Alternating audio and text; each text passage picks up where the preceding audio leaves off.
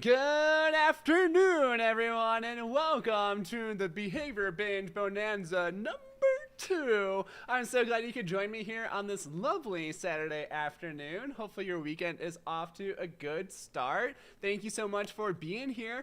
We are going to have a fun time today. So last time we kind of loaded up our list with a bunch of topics, and it was kind of lame because that was like our list for the whole time. So I think what we're going to do now is every time we finish a topic, we'll go ahead and have you guys suggest, whoever is here still live, suggest another topic, and then we'll kind of go from there. So I saw Harmony Family Life suggested differential reinforcement, and I think that's actually something we haven't gone over a whole lot on this channel. So I figured that would be a fun place to start. And then after that, we can pick another topic. If you do want to super chat, that is an option to do during these live streams now. So if you super chat and want to bring on a topic yourself, then you are more than welcome to. Also, if you super chat, I'll also drop a Zoom link. If you want to come on live with me, you're more than welcome to as well. If you're feeling that and want that more personalized experience. So yeah, we're gonna have a bunch of fun today. We're gonna start with our differential reinforcement. But yeah, thank you so much for being here, everyone. Where's everybody tuning in from? If you don't know me, my name is Nick Ostach. I've been a BCBA for a bit over 7 years now. I live in Denver, Colorado. I've been teaching test prep for a really long time. I used to teach with Rogue ABA, and I am a really big behavior nerd. Like, really big. Awesome. We got Gabby from Tampa.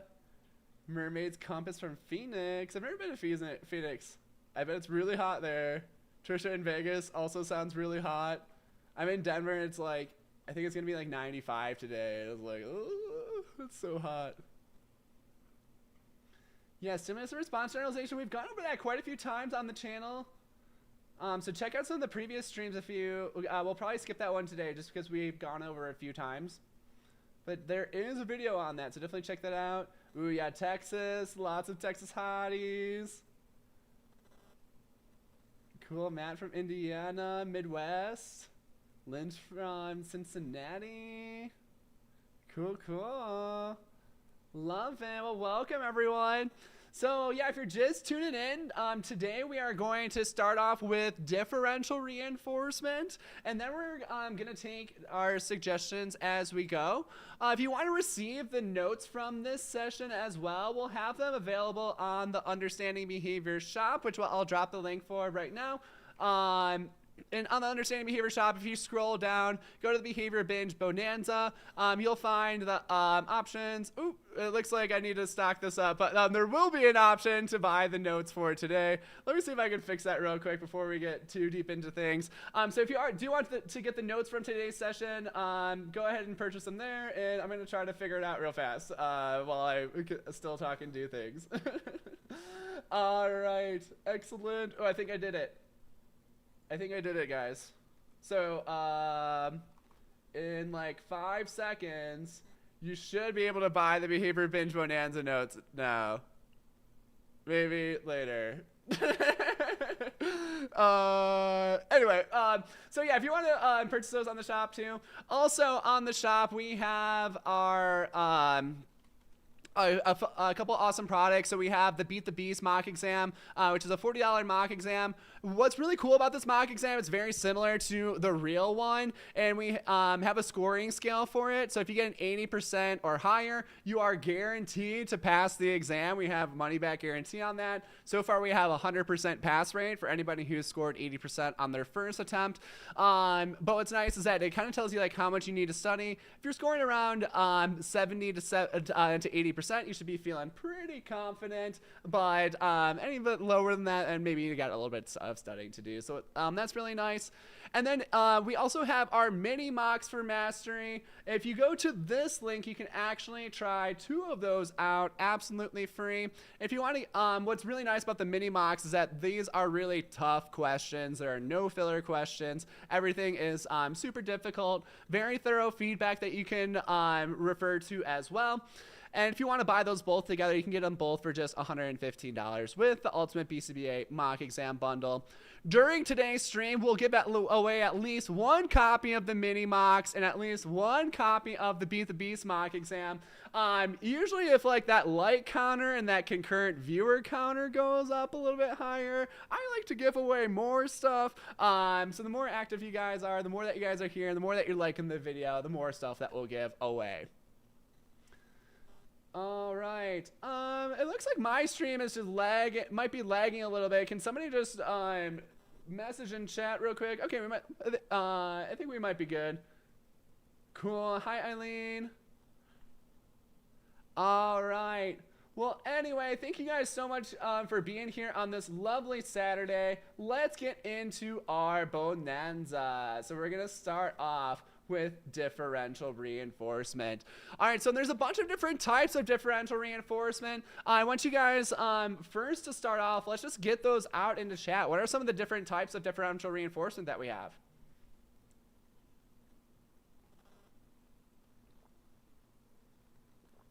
Cool, yeah, so Trisha's saying like DRA, DRI.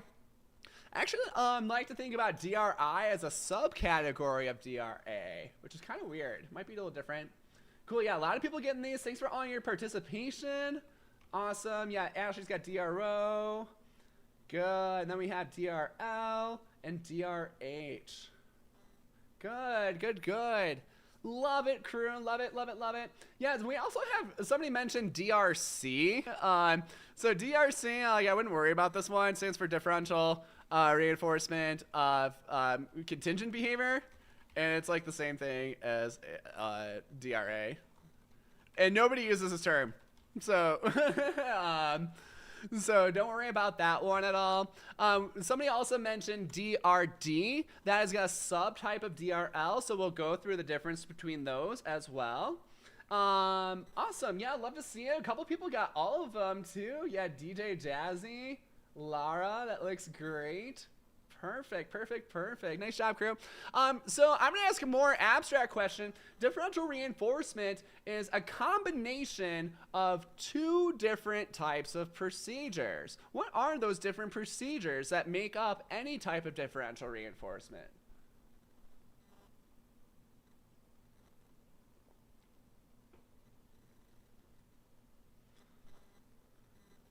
I'll give you a clue. One of them is in the name.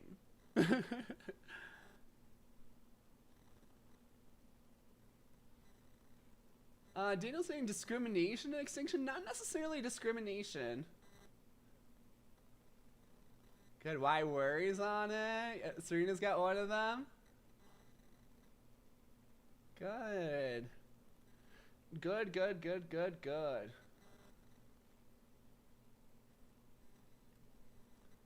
Awesome. Loving the answers. Nice, Darcy. Good, Matt.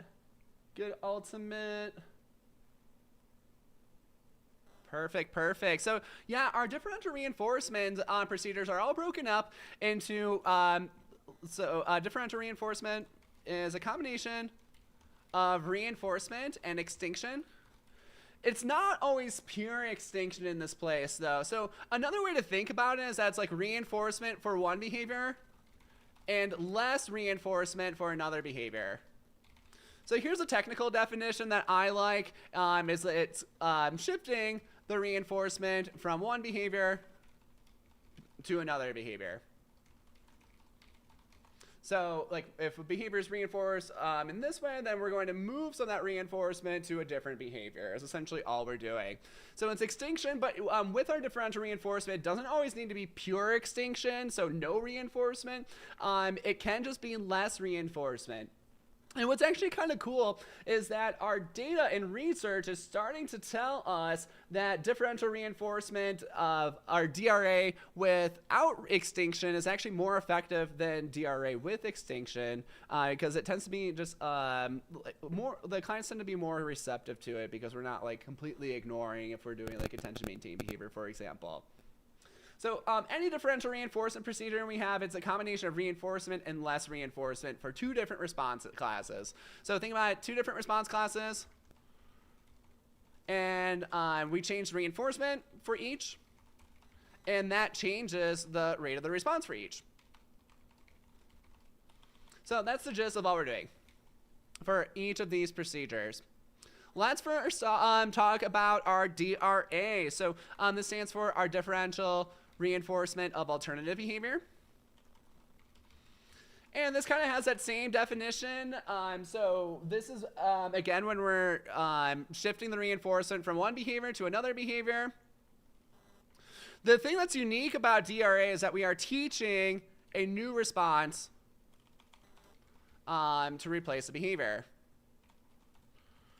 So when we're choosing our when we're choosing our alternative behavior for our differential reinforcement, what is the number one feature of that behavior we should look for? And then what's the number two feature? It might be a little less familiar question for you, but what do you think are like the two most important features of the replacement response that we're choosing in a DRA procedure? What do you guys think?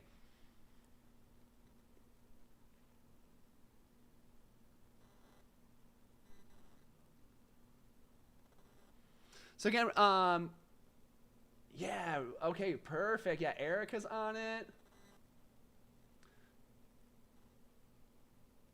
So Susan is saying that it has to be in the learner's repertoire, and that is actually not true. We can teach a new response, so this response does not have to be in the learner's repertoire. Good. A lot of people are getting that number one here. So yeah, that number one here is that the replacement behavior should be functionally equivalent to the replaced behavior, or the behavior to be replaced. So functionally equivalent, what we mean by that is that the behavior has the same reinforcing consequence as the replaced behavior. I would say that the two behaviors have the same reinforcing consequences. Two behaviors have the same reinforcing consequence. That's a nice way to put it. Perfect. Yeah, I saw a couple of people were getting my other one here. I believe it was why worry. Yes, that was a huge one that I was looking for, is response effort. So way to go on that. So when we're thinking about response effort, we want it to be easy to engage in the new response and obtain reinforcement in comparison to the behavior to be replaced. So think about it. Let's say we have attention maintained tantruming at home. Then think about the tantruming, like if it's like a really loud, huge, effortful tantrum, like that response has a huge response effort. So when we're choosing our replacement behavior, we want it to be, first of all, a behavior that's going to result in attention, and we want it to be way less response effort than it takes to tantrum. So this might be like tap on mom's shoulder, or it might be like tap a card, or if like they are pretty vocal verbal, it might just be like, hey, mom. It might just be like as simple as like yelling mom. So find something that is easy for them to engage in, and make sure that it's what we're comparing the easiness to is to the actual problem behavior. All right, cool. Laura has a quick question. If the new behavior we are teaching is functionally equivalent, wouldn't it be in the same response class as the challenging behavior? Yes, yeah, absolutely correct there. It would be in the same response class. And that's what we want to do. It's like, we don't want them to like not get any, like not have any way to access attention, but we want them to have a functional way to access attention. All right. Very cool. And then another part that we want to consider here is like how well will this behavior be maintained in the natural environment? So, for example, like if we teach a kid sign language at the center, but like the parents don't know how to like tell if he's signing or what the client is signing for, then this is not a really good intervention because it's not going to transfer to that setting. So we want to make sure that like whatever intervention that we're using, that it's going to be widely generalizable to the natural environment and able to be maintained in the natural environment with ease. So definitely some huge considerations with our choosing our alternative behavior. And that's what I like to do when we like dive into these topics, kind of get past the basics. Like you all know like DRA, it's like, yeah, we teach behavior and it's functional equivalent, whatever. But let's get into like these nitty gritty details. What do these things mean? What do we actually teach and why? Yeah, DJ Jazzy has a question. Would DRA be aligned with FCT since communication is key? Yeah, and the way to kind of like differentiate that is like DRA is like a basic procedure, and FCT is like a manualized procedure that utilizes DRA.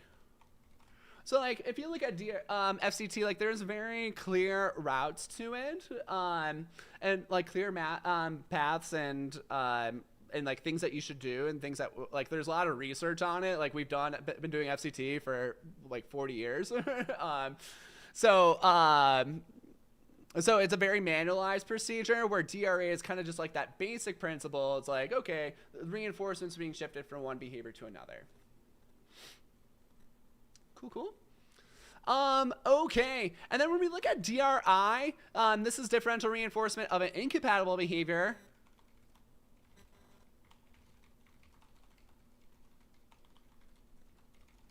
And this term incompatible refers to that the behavior cannot occur at the same time as the other behavior or the behavior to be replaced. And we mean like cannot physically occur at the same time.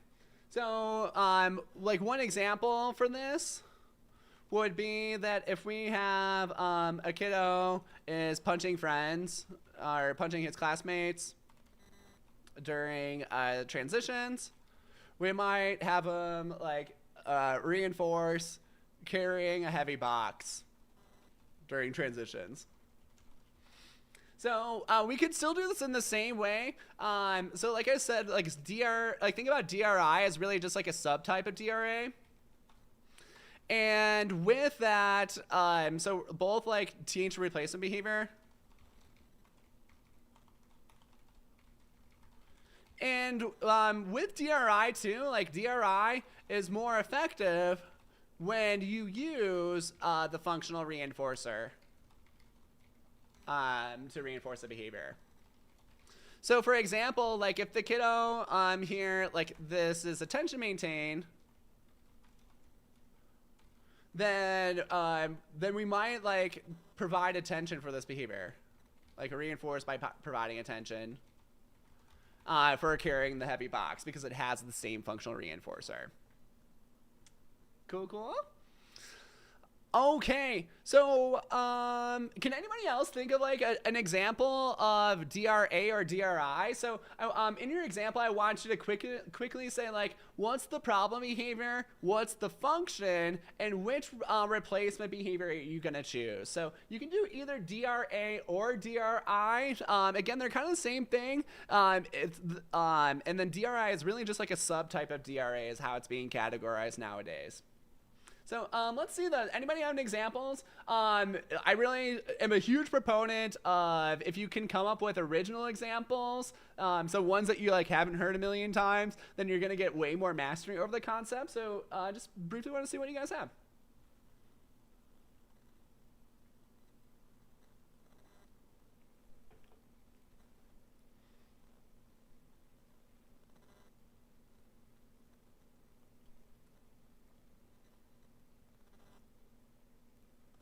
All right, let's see. Serena's got one here. Client clapping while RBT reading him a story. This particular client's function was escape. RBT had the client hold the book while reading, so he was unable to clap his hands. Cool. Yeah, perfect. That looks good. So that'd be like DRI. We've got incompatible behavior. Cool. Lynch has problem behavior climbing on safety bars in bathroom, and then DRA using a step ladder. Cool. Yeah, I think that could work. If we're talking about like an auto function there, I'm assuming, or is it just like is that like the only way to do it? All right, let's see. We've got another one. Problem behavior is spitting, functioning, sensory reinforce humming for DRI. The thing that's weird, that would be weird about that one is like, would it be socially appropriate to have him hum all of the time? So actually, I don't think that one would be great. It kind of depends. I mean, if it's just like, the clear antecedents for spitting and be like, hey, just like redirect him to humming instead, then maybe, but I think that one might be hard. Let's see. We got another one. DJ Jazzy's got DRI. Let's say a kiddo is standing during teaching a teacher lesson. Replacement behavior would be sitting and the standing on extinction. Maybe. So yeah, think about like what is that reinforcer there. So yeah, DJ Jazzy, you need to like figure out what that reinforcer is and how you're going to reinforce that. Cool. We got Laura. Problem behavior. Client pulls down pants during nap time, maintained by both escape from nap and attention from RBT. So the RBT has client hold the teddy bear during the nap time. Cool. Yeah, I think that would work. So hold on to the teddy bear and reinforce that instead of pulling down people's pants. So yeah, we'd have to like so it has to be from escape. So maybe it's like he can be at the table holding it. So maybe he just doesn't want nap time. So that's the thing is that, yeah, for DRI, we would still want to provide that functional reinforcer to make it most effective. Let's see, we got Harmony Family Life, DRA for stealing food, ask for food, totally. Oh, it's like, you see somebody stealing food, no, you didn't. They need it. All right, Matt here, swearing, function escape, DRA, FCT for breaks. Cool, I think that could work.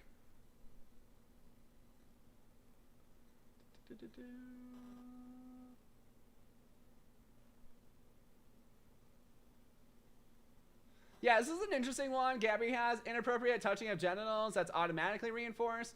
Replacement rolling prone on yoga ball to provide like the same replacement behavior is like rolling on a yoga ball to provide the same input.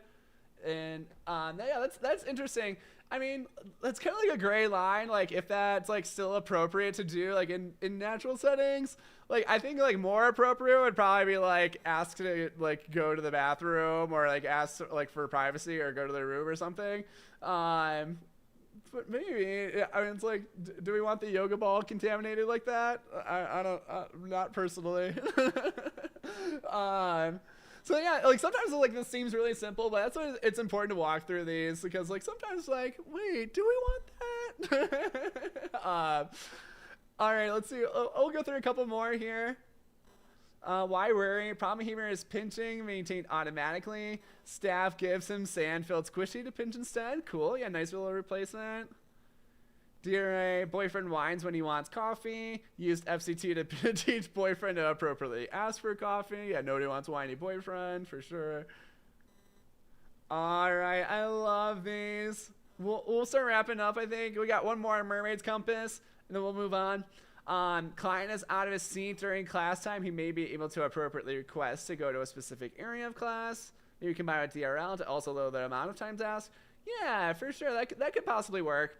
And what's cool with FCT is that like with FCT, we usually will after you teach the response to a really high rate, the next thing that we're going to do is we're going to teach discrimination of the response. So I actually have a really cool video on my channel. We did this I made this video like forever ago, but I posted it like almost a year ago apparently. But people haven't checked it out, but it's really awesome. But I'll drop a link for it in here. Essentially, like I'm doing like a quick FCT tutorial with my dog in this one. And it goes over the chain schedules and multiple schedule variations. So if you suck at your compound schedules and you're like, hey, I need real examples of multiple and chain schedules, then you can watch this video. It's got me. I have a short beard, which is weird, and I'm with my dog, and we do FCT, and we go over the variations. It's really cool. All right, that's gonna be enough on DRA and DRI for now. Let's go ahead and talk about DRO. I hate this term, just because it's really inaccurate. So it stands for differential reinforcement of other behavior.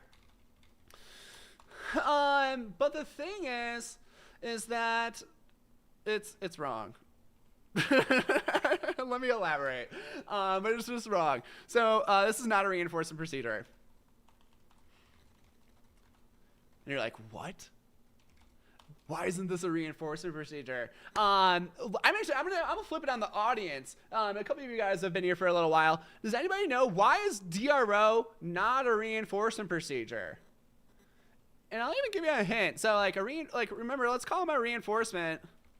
Reinforcement is relation between a response and a consequence that increases the future rate of that response. So we haven't gone over like what exactly DRO is yet, but here's our reinforcement definition. Anybody know why is DRO not reinforcement? Tricky, tricky, tricky. Where are my smarties at? Where the nerds at? Where the nerds at? All right, sweet. Oh, more nerds than I was anticipating. I love it. Yeah, Laura, that looks great. You can drop that question mark off. Yeah, Tina on the right track.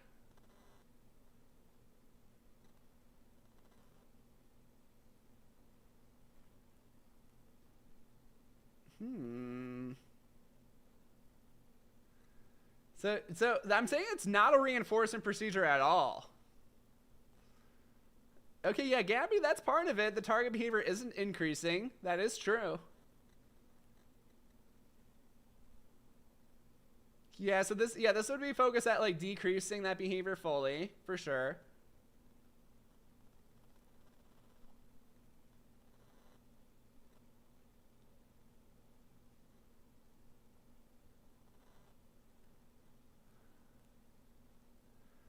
Good. So the main reason here is that this is not a reinforcement procedure because what we're doing is we're providing consequences based off of the absence of behavior rather than based on the behavior. So let's look at a contingency. If we here's like the wrong conceptualization of DRO. So what they want you to think is that it's basically like you have no reinforcer in our antecedent. The behavior, you engage in other behavior, and now you have your reinforcer. So that's like what they're trying to pitch here, and this is not actually what happens.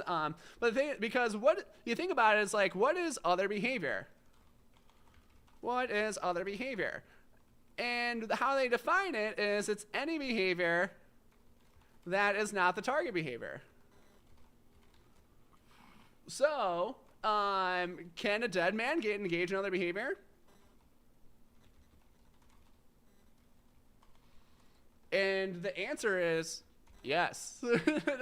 A dead man is really good at not doing the target behavior.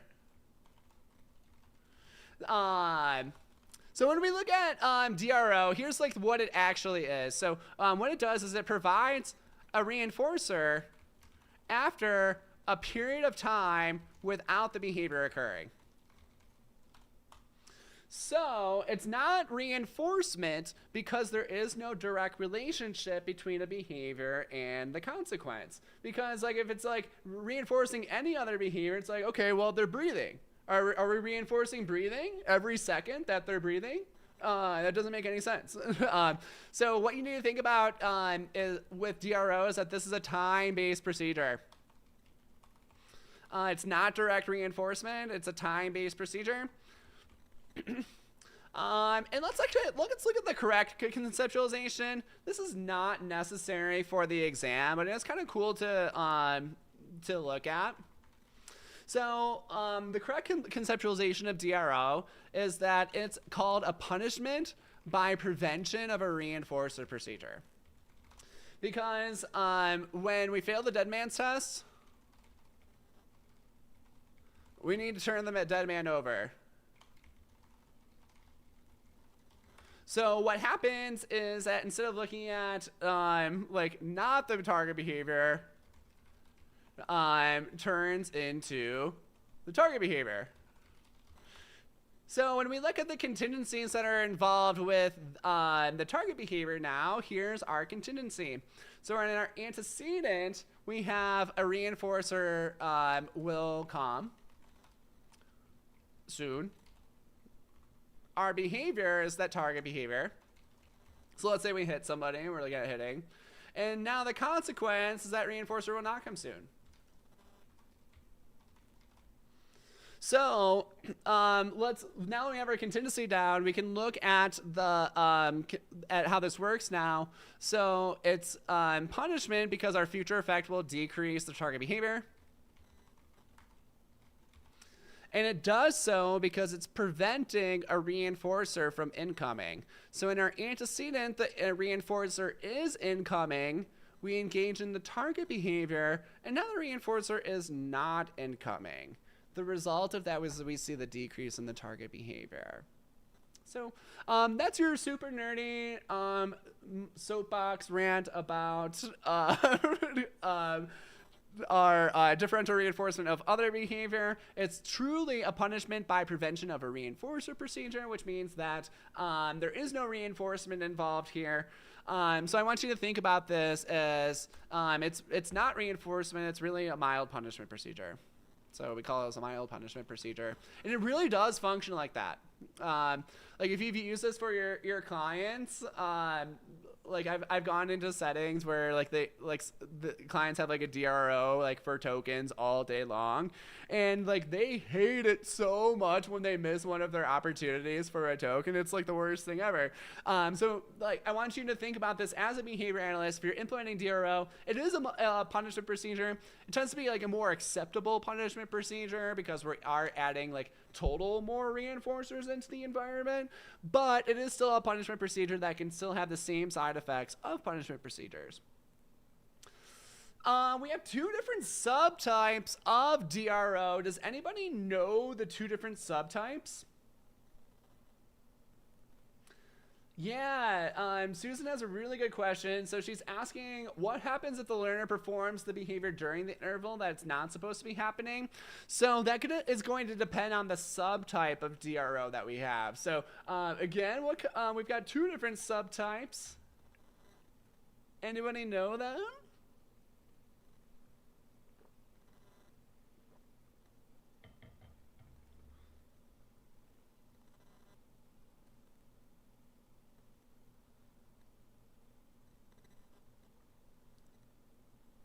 Good. Yeah, Andrea's got him. Perfect, perfect, perfect. Yeah, nice. Tina T. For sure. Yeah, there are subtypes. So let's go over it. We've got interval DRO, and then we have momentary DRO. So with our interval DRO, this is that if the target behavior, sorry, we're going to provide a reinforcer for after a period of time where the target behavior has not occurred.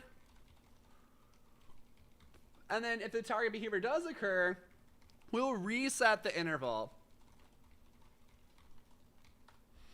So that's our interval DRO. So for example, let's say I have a 5-minute interval and we're looking at yelling. So if 5 minutes goes without yelling, then we'll be like, sweet, no, you didn't yell. That was so cool. I love you. We're assuming like an attention maintained behavior. So if they go to 5 minutes, we'll give them the awesome attention. If they yell, let's say 3 minutes in, then we will reset that 5 minutes, and it will take 5 more minutes before they will get that next attention reinforcer. So that's our interval DRO. We will reset the interval if the target behavior occurs. Momentary DRO, I like to think about it's like kind of like momentary time sampling with a contingency. So essentially, like you observe the end moment. If target behavior is occurring, then you'll provide no reinforcer. Notice I say no reinforcer because there's no reinforcement going on here at all. And then if the target behavior is not occurring, then we'll provide the reinforcer as provided. So that's our momentary DRO. We only look at that end moment versus our interval DRO, where we're going to look at that entire interval. If the behavior occurs, we're going to reset that interval. All right. Sweet, sweet, sweet. So those are the two different subtypes. Obviously, momentary DRO is like easier to track and monitor. Interval DRO is going to be a little bit more effective since it's more constant contingency. And both are like mild punishment procedures. And usually like these are used in conjunction. So this is often like not going to be the only procedure that you're using. You might combine like a DRO with like other antecedent interventions or like with a DRA or something else. Alrighty. Let's now talk about DRL. So this stands for differential reinforcement of lower rates behaviors. And we also have 3 different subtypes for our DRL. Does anybody know those 3 different subtypes? Let's see those in chat if you got them. So yeah, Gabby's asking a really good question. Does DRO need to match the function? Something about some clients DRO and they get a high reinforcer, but they're not functionally equivalent. So yeah, you still would want to, like DRO is more effective when you provide the same functional reinforcer as the target behavior. And this is actually true of DRA and DRO as well, or like DRA and DRI as well. Sometimes if you provide a stronger reinforcer that's not functionally equivalent, like DRO can be effective as well, can still be effective. So it really depends. Like usually you want to go for like that functional reinforcer, but if you're to provide like a really awesome reinforcer every time too, like that could be really effective.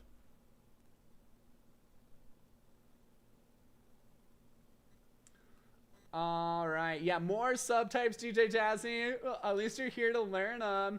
Andrea's been killing these subtypes. Anybody else know these? And even if you, like, you just copying off of her, I think it still helps to put them in chat just to get that repetition, like the actual feel of answering this question, that practice, that reinforcement, that feedback. That's how you're going to learn. That's how you're going to study well.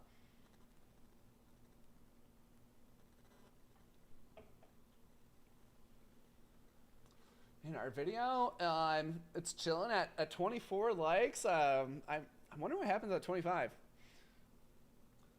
All right, yeah, okay, a lot of people are just like, nope, nope, nope. That's funny.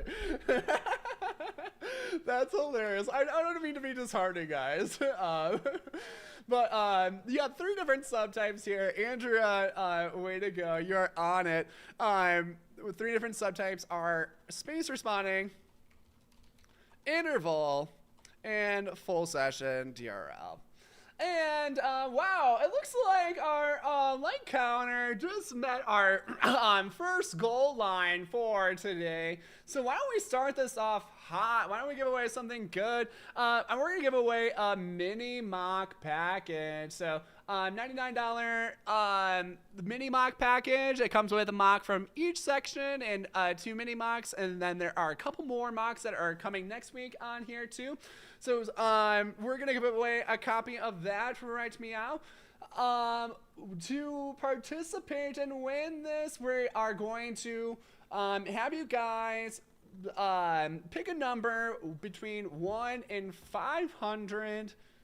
And if you already own these mocks, I'll ask you to refrain from participating to give somebody who doesn't have them a chance to win. They are really awesome. Crystal, good to see you here. Crystal actually wrote the Section A mock for that one. It's the only mock in there. So I actually have the mocks rated by difficulty as well. The Section A mock is the only one that is a 5 out of 5 difficulty. It's going to bust your ass because Crystal did not hold back on that one. All right, let's get our random counter up here. What did I say, 1 to 500? I like doing it live now. I think it's way more suspenseful.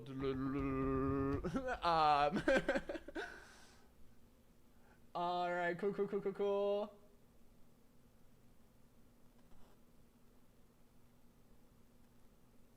Yeah, for sure. I know Crystal is a hard ass. If you want to learn from her in the study groups, she hosts study groups on Wednesdays and most Mondays. I think she's going to be leaning back on Mondays a little bit, but definitely join her on the Understanding Behavior Power Peppers group on Facebook to find links for that. All right, well, there's a lot of numbers here. I'm going to go ahead and just generate this. Here we go. Our number is 125. All right, who's close to that? I'm seeing 115. I see 117. Ooh, Lara at 117. Is anybody closer? I think that's it. Lara, congratulations. You won the mini mock package. Congratulations. To redeem it, send me an emails, and I will get that sent to you after the stream. I will give you my email right now, understandingbehaviorofficial@gmail.com. Excellent. Well, thank you guys. Yeah, we'll probably give away some more stuff here if we get more sales, if we get more likes, if we get more viewers here. Probably be more prone to give away more stuff. So if you're thinking like, yeah, like I definitely want to buy like these mock exams, and you have some extra money too, like if we get some more sales here, I'm more prone to give away stuff. So it's like the best time to buy stuff too is during these streams, because then I can give more back as well. All right, let's get back into our topic. So we are talking about DRL.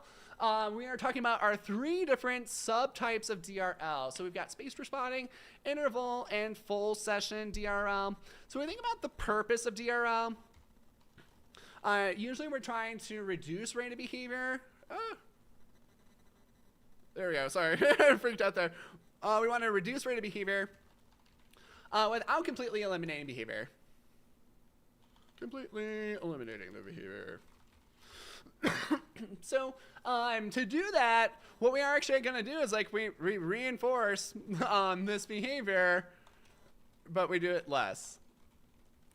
So if you think about it, like really that's all we're doing is we're just systematically doing less. So that's so funny. Crystal's like, I make the same sound like your screen shows. I'm like, that's funny. So yeah, and all these things, but we're just providing less reinforcement for the behavior. But note, we are still reinforcing the behavior. So think about it. We're like, this is reinforcement. We are providing direct reinforcing consequences for this behavior. So if this is a behavior like screaming, or if it's behavior of like getting really nasty or punching or some way, we're not going to use DRL because we are directly reinforcing the behavior here. So let's look at our 3 different subtypes. First of all, we've got our space responding. So you might have heard about this one. It's more based on like IRT. So this provides reinforcement for the target behavior if it has not occurred since a designated IRT, since the last response. I can clean that definition up a little bit. Has not occurred with a designated IRT since the last response. So here would be like a quick example of that. Let's say I have like hand raising on a 5-minute space responding IRT. So this means that if we'll reinforce the first hand raise, and then if they hand raise 3 minutes after the previous one, we'll extinguish this response. Put on extinction. And then if they hand raise after 5 or more minutes from the previous hand raise will reinforce that response. Now, depending on this procedure, like there are a couple variations within this variation. You could either do it since the last response or since the last reinforcement. So like you either might just be just signal the kid just like not right now, and have them put their hand down, and then like 2 minutes later, provide reinforcement for the next hand raise. Or you might make it for each hand raise, not just the ones that are reinforced. So it might reset the timer here for this 3-minute one. I think it really just kind of depends on what behavior you're using, what behavior you're doing, and the situation.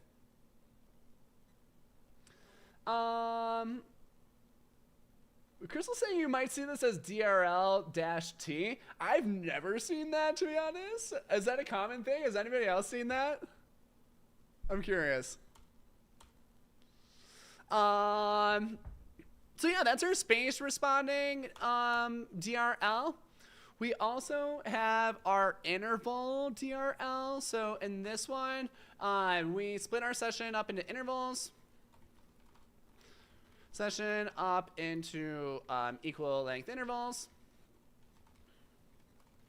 And then we set a response requirement for each interval. And now the individual will earn a reinforcer for each interval that the response requirement was met or occurred less than. Or let's say like for each interval that the responses did not exceed the response requirement. Or let's say response criteria instead. Since requirement sounds like we have to do it.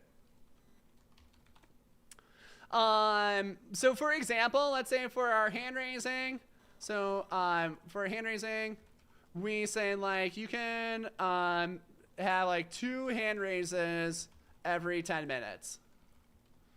So if we have an hour session or like an hour class period, then there would be 6 intervals where you could potentially earn a reinforcer. So in the first 10-minute block, let's say he hand raised 3 times, then we would not provide a reinforcer for that interval. And then the second block, he didn't hand raise at all, so we would provide a reinforcer for that interval. So each interval that they meet where they do not exceed that response criteria, they're going to receive a reinforcer for. There's a couple different variations of this variation as well. So to fade out, we can either increase the interval length or decrease the response requirement within the interval. So, for example, like I could either make it, so like the next phase would be like 1 hand raise every 10 minutes, or I can make it, okay, now 2 hand raises every 12 minutes. Think about that, it just kind of like fades a little bit differently. It also has like the requirements a little bit differently. Like I think it's nice to have like the grace of having 2 questions within 10 minutes. Like this seems pretty unreasonable to only have the 1 in 10 minutes, like no matter who you are. So I think that kind of makes more sense to like fade the time here if we wanted to further fade that out, but you could do either way to fade it out. All right, let's get into our full session DRL now. So it's very similar to our intervals. So I'm actually just gonna kind of like copy paste a lot of this here. So instead of setting the response criteria for each interval, we'll set the criteria for the entire session. And they'll earn a reinforcer if the responses did not exceed the response criteria. So instead of each interval, we're just going to look at that entire criteria for the whole session. So for example, this might be like 12 hand raises or fewer for the entire hour. And again, like the advantage of this, it kind of gives them a little bit more slack and of like when they raise their hand, rather than like the intervals. It's like, okay, well, it's like kind of like chunked out and spaced out a little bit more. Okie dokie. I'm going to see if I can find a graphic real quick because I think it's a pretty useful one. But DRD, it's just one of those terms I just like wish it wasn't created. Yeah, it's not great. I thought I had this on my Facebook somewhere. Yeah. Let's see if I can get this downloaded real quick. All right, yeah, perfect. So I'll stick this into the notes. But here's a nice little graphic. I think this was actually the first understanding behavior graphic I made like a year ago. But here's the difference between DRL and DRD. So again, there's these 3 different subtypes. We've got space responding, interval, and full session. DRL can be used to describe any of the 3 subtypes. DRD can only be used to describe interval or full session DRL. So yeah, I really wish DRD was not created because I feel like it's just an unnecessary term. But they researched these 2 different subtypes. So if it's referring to, like, let's say your question, it has it's describing space responding DRL, then the answer has to be DRL. It cannot be DRD. If the answer is describing interval DRL and DRD is not an answer, then you could still select DRL and it's correct. If let's say it's describing interval DRL and both of these are response options, you would probably want to select DRD just because it's a little bit more specific. So yeah, that's kind of your rules. If it's space responding, always choose DRL. If it's one of these and DRL is the only option, you can still choose DRL. If both are an option, you should probably choose DRD because it's a little bit more specific. So that's why it's really handy to be familiar with these subtypes. So when you see these subtypes on the exam, you'll be like, yo, that's interval DRL. Yo, the answers are DRL and DRD. I'm going to select DRD because it's a little bit more specific. Cool. Any questions on that? I argued with my old colleagues for I can't even tell you how long. Maybe it was like 8 to 12 months about what DRD is and what it isn't. And this is what we finally landed on. So you're welcome for all the time that we spent arguing to figure this out, because it was kind of a doozy. And I think this helps make it straightforward. I've had 0 errors using this method since, and it's been several years. So works pretty well. Yay! DRH, this stands for differential reinforcement of higher rate behavior.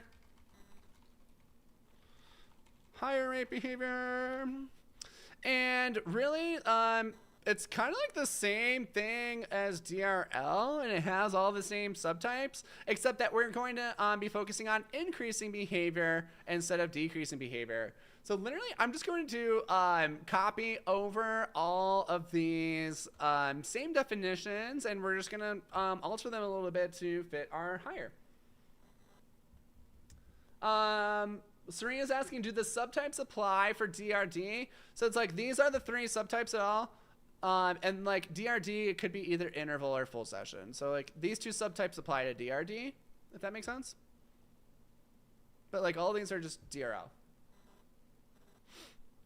Okay, so differential reinforcement of higher rate behavior. This is where we're trying to increase rate of behavior that's happening too slowly. And we do this by providing more reinforcers.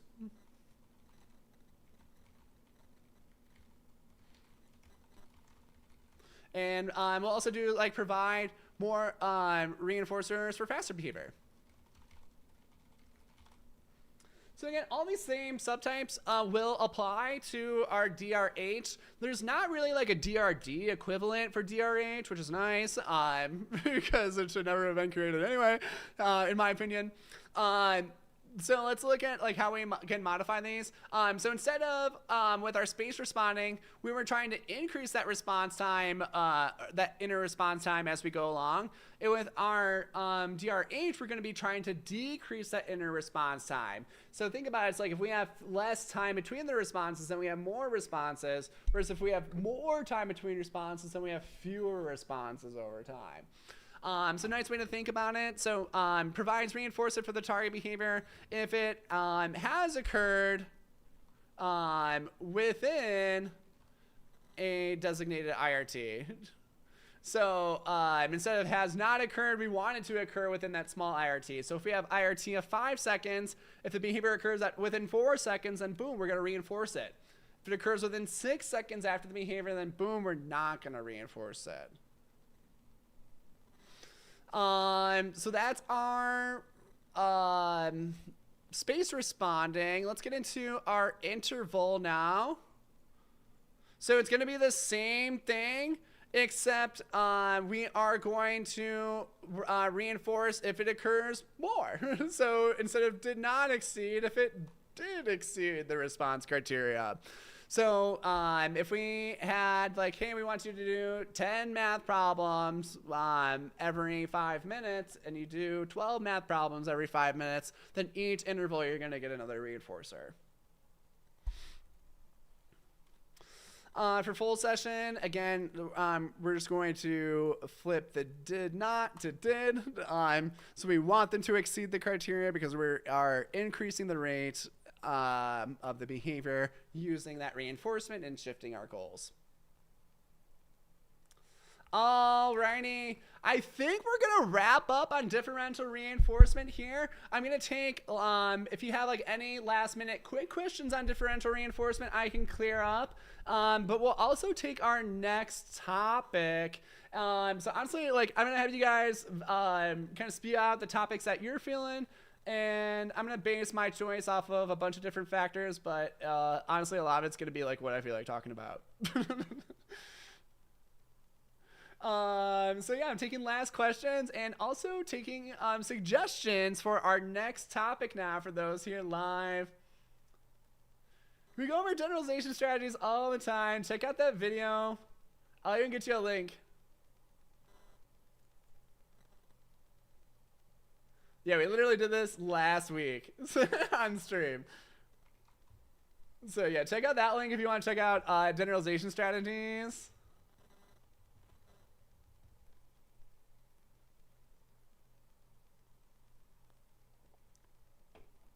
Lillian wants supervision. I don't want supervision. A couple of people want shaping. I can do some shaping. Compound concurrent schedules. Ooh, concurrent schedules. That could be fun. You guys want to get real nerdy with matching law? Okay. I kind of dig these topics. So maybe shaping. We do have a shaping presentation as well, but we haven't. I think we've only done it once or twice. Yeah, I think what we're gonna do. I think we're gonna get super nerdy about concurrent schedules and matching law. Do you guys like math? Why did I ask that question? You guys like math? We're gonna talk about some math. Ooh, maybe some RFT. Okay, maybe we'll do like a little bit of schedules. Okay, we're gonna do. Okay, so I've got about an hour. I've got a crazy day, so I think about another hour to hang out. We're gonna talk about shaping briefly. We're gonna get real nerdy about concurrent schedules and matching law, and then I think we'll maybe get into RFT or more schedules. We kind of do schedule. We have a schedules presentation as well, so we might do RFT briefly. Okay. Yeah. Okay. Crystal wants RFT too. Okay. Well, okay. Here's our schedule. I think we're gonna leave it here.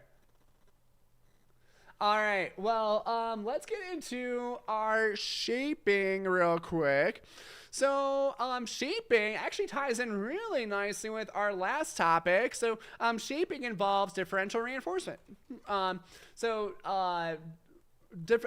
involves differential reinforcement of behaviors that more closely resemble a terminal behavior or goal? Cool. Yeah, thanks for helping out in chat there. RFT is relational frame theory. We will get there. It's pretty cool stuff. So hang in there. We'll save the good stuff for the end. So you guys stay. Okay. So into shaping. Again, the definition here, it's the differential reinforcement of behaviors that more closely resemble a terminal behavior or goal. I'm going to say / goal. So again, differential reinforcement, again, is that extinction and reinforcement. So it's like shifting reinforcement to like better responses. And again, like what we mean by better responses is really like more closely resemble the terminal behavior or goal. So let's go look through. I'm actually going to pull out my PowerPoint real quick. Yeah, so we've got this lovely shaping and chaining PowerPoint. It's pretty awesome. So yeah, I'm just going to go over this in here, I think. So again, it's the use of differential reinforcement on behaviors in the same response class that more closely resemble the terminal behavior. So it has those two different components of differential reinforcement. We have the reinforcement for the newer response and then extinction for the weaker response. Two different subtypes of shaping. So we have shaping within topographies and then shaping across topographies.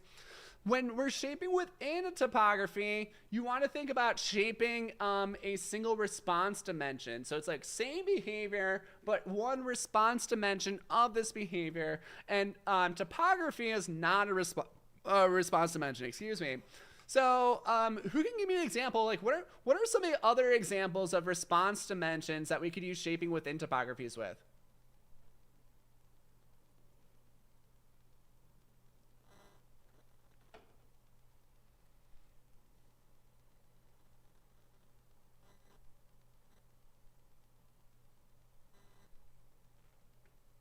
We have mermaid's compass got magnitude or intensity. That's a good one. What about some other ones?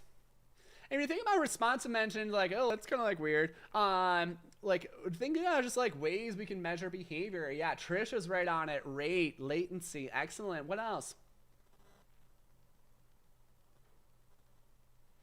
Yeah, so Andrea, if you're looking at increasing running, but what about running?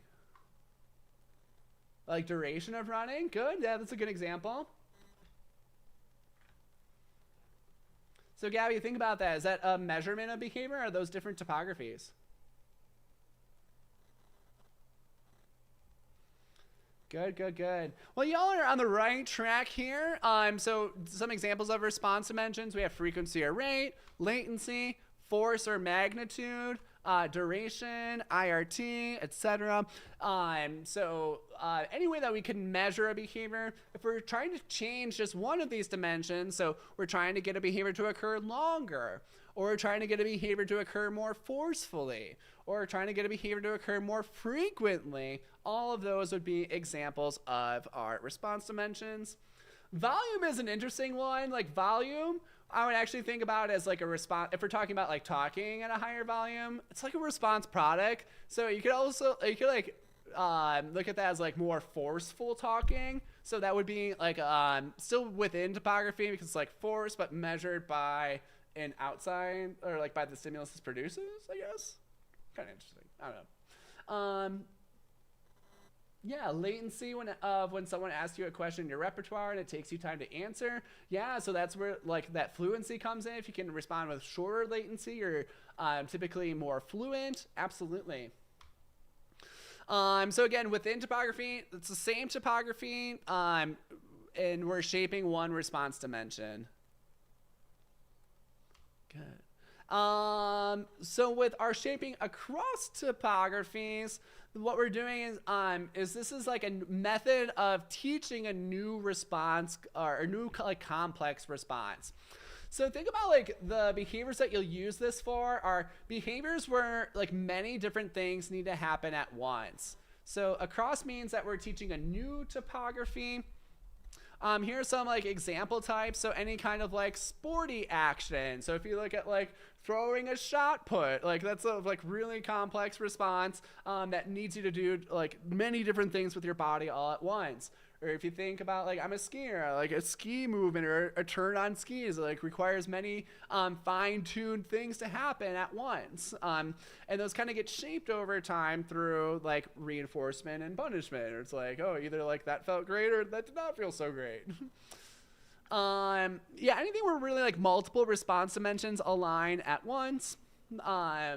So I was always thinking about like cooking like really sensitive things too. Cooking like a béarnaise sauce, which is like a buttery egg sauce. It's like a French, really complex steak sauce. Like that requires like really like precise temperature control and really precise stirring. And like when you add in the ingredients, there's lots of different things happening at once. So I think like shaping across topographies could fit that example really nicely. Anything we're looking at like a change in the topography of the behavior over time.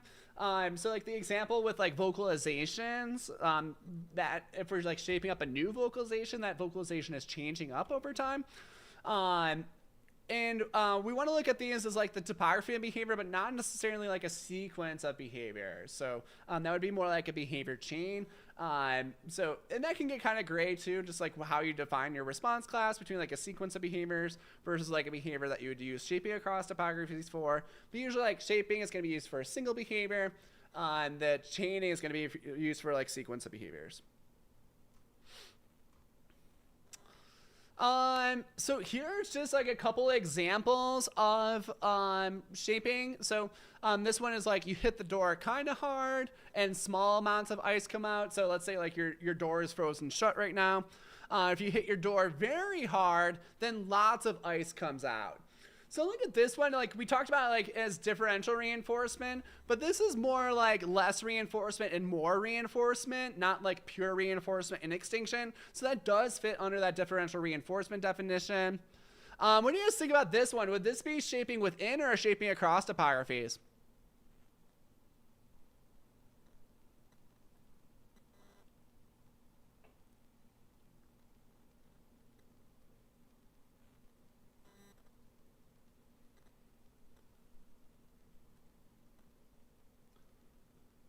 Good. Yeah, nice, Gabby. Love the backup rationale with that too.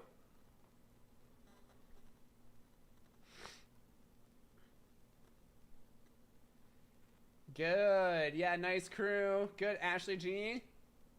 Love that rationale there.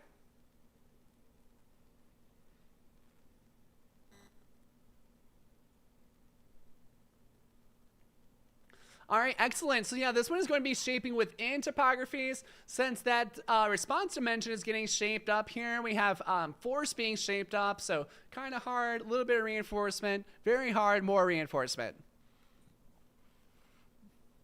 Cool. Let's look at this one. Kind of similar lines here. So talk quietly, you get no acknowledgement. If you talk louder, then you get acknowledgement. So with this one, we did have a more like reinforcement and extinction, where this was like less reinforcement, more reinforcement. And this one would also be shaping within. We see very similar. We're shaping up that force dimension of how loud they're talking. All right, let's look at this one. You hit your golf ball with poor form and your ball goes in an undesired place. You hit your golf ball with good form and your ball goes to the desired place. What do we think about this one? Is this shaping within or across?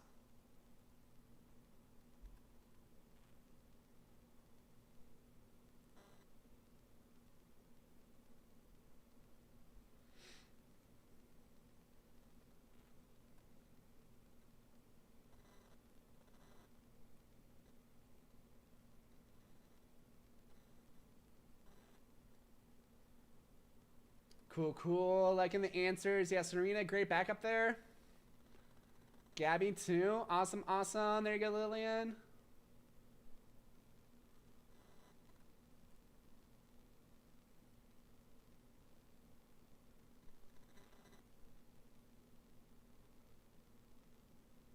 Yeah, there you go, Lara.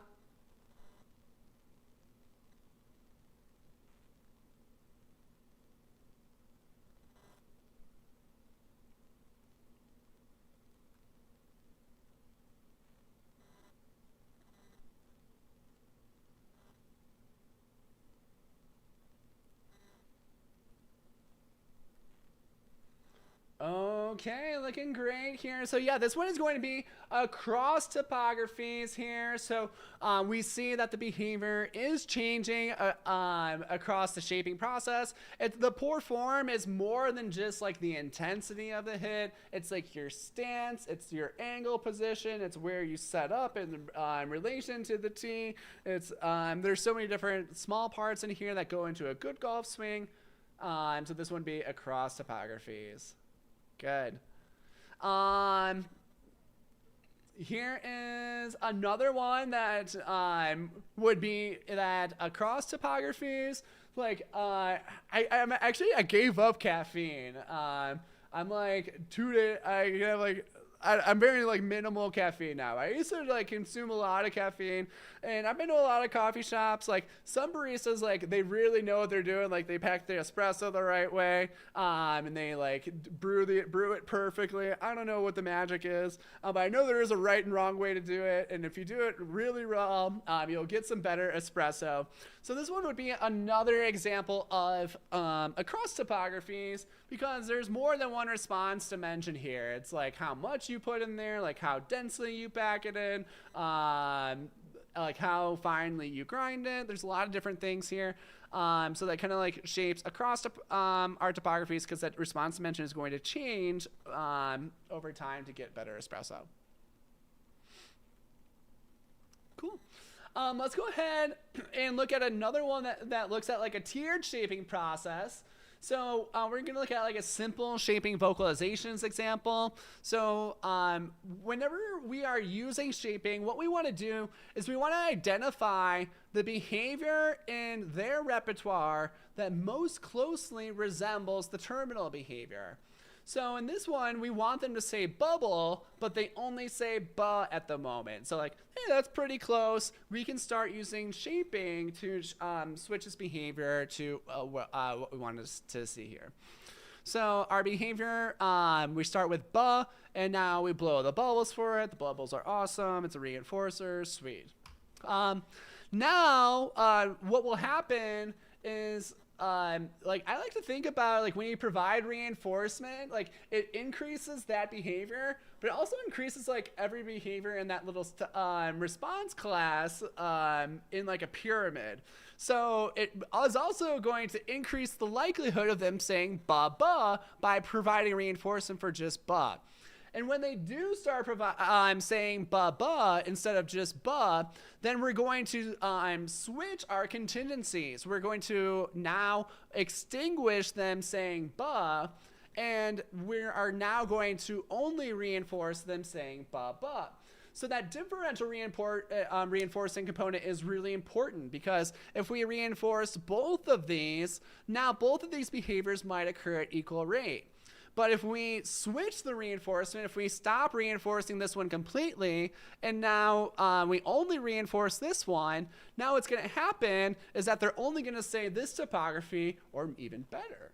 And once they do say better, then we're going to switch our contingencies once more. So once you've heard that bubble, then we're going to provide less reinforcement for them saying ba-ba, and then we're going to provide more reinforcement for them saying bubble, and eventually they're only going to be saying bubble, and they won't be saying bubba or ba anymore.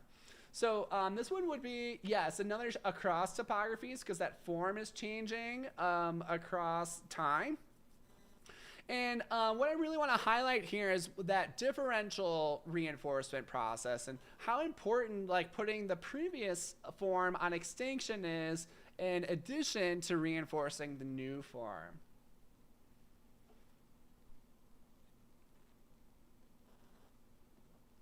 Cool, cool.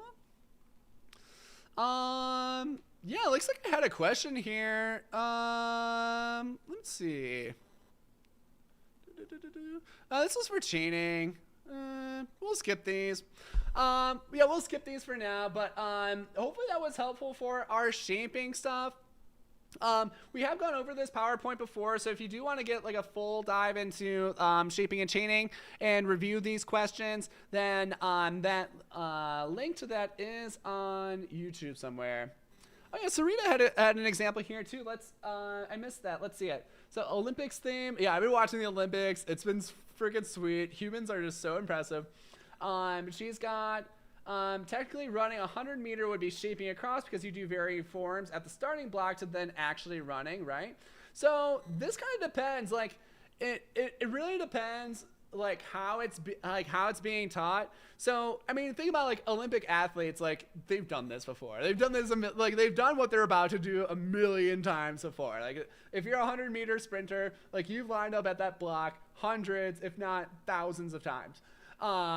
So the thing is, like, that would be like, there's a lot of different ways to conceptualize it. Like if we're first teaching this behavior, it might be a sequence of behaviors, because what I've noticed in like the 100-meter sprinters is that right off the block, they start like really wide stance and then they get a more narrow stance. So I think you get more power off of that wider stance at first.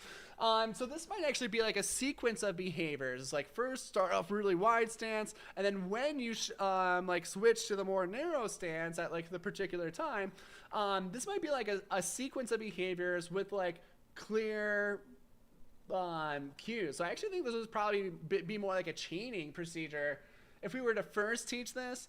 But also think about like different components that we're teaching. Like if we're just like working on speed, like you've got the process down, you nail it every time, but we're only working on speed, then this could be a shaping within topographies kind of thing, because we're working on duration, we're working on rate. If we are looking at if we're looking at like the form of like doing the wide stance initiation, like just like fine tuning what that form looks like, then it'd be shaping across topographies. So it really depends. Like you have to look more specifically, like what are you trying to teach to find the right tool for the job, if that makes sense. All right, let me catch up on chat a little bit.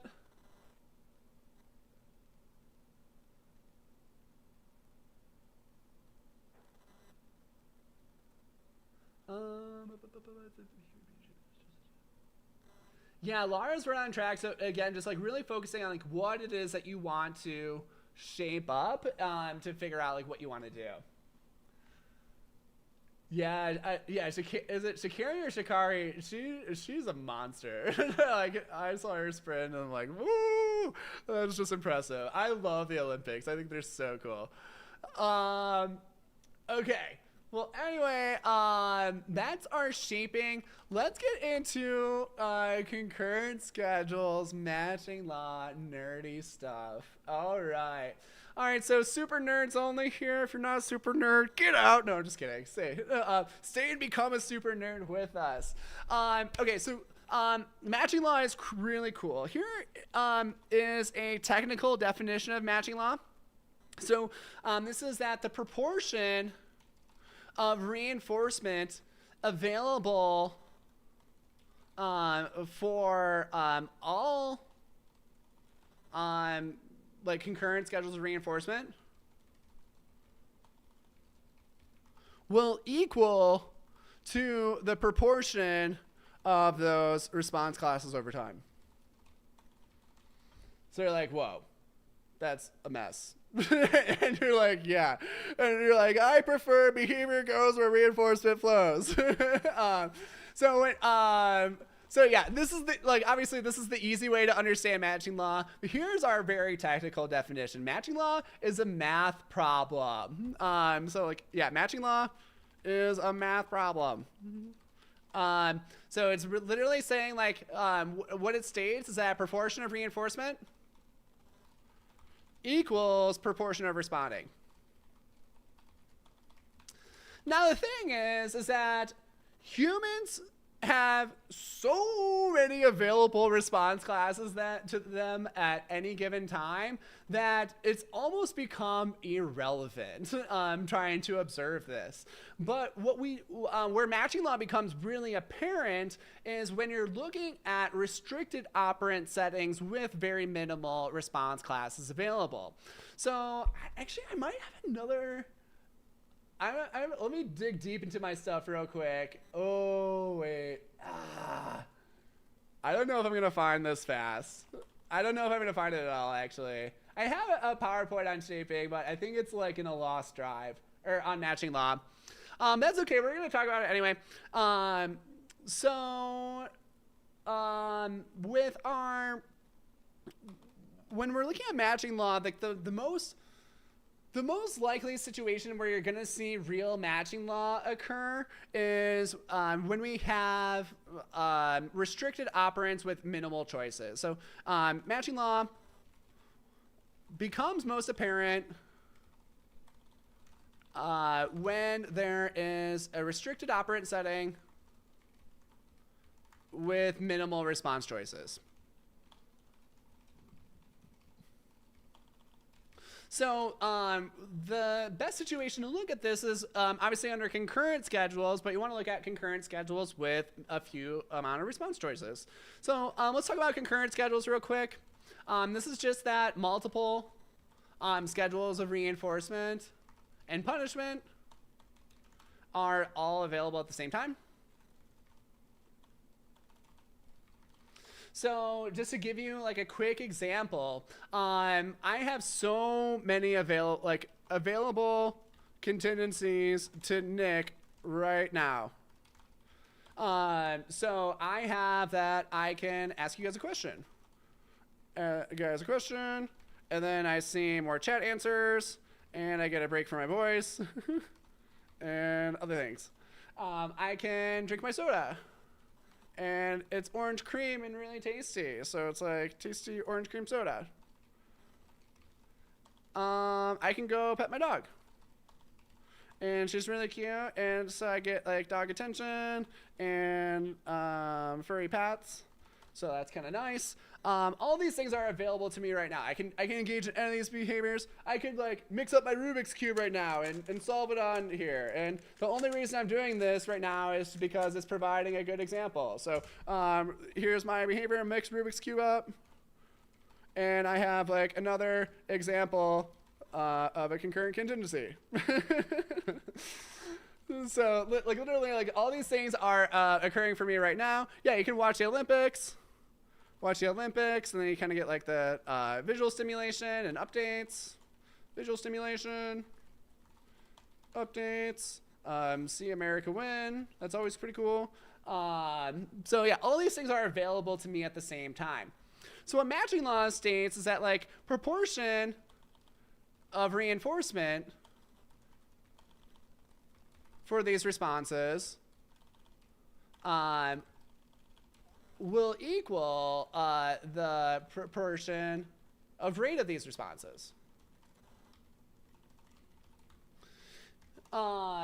So right now I'm with right now we're under I'm under like certain stimulus conditions because I'm like, yeah, I'm live streaming. Like my behavior is way different on live stream than once I turn the stream off. Like I'm super energetic here, but I'm probably just gonna like crash as soon as I turn this off.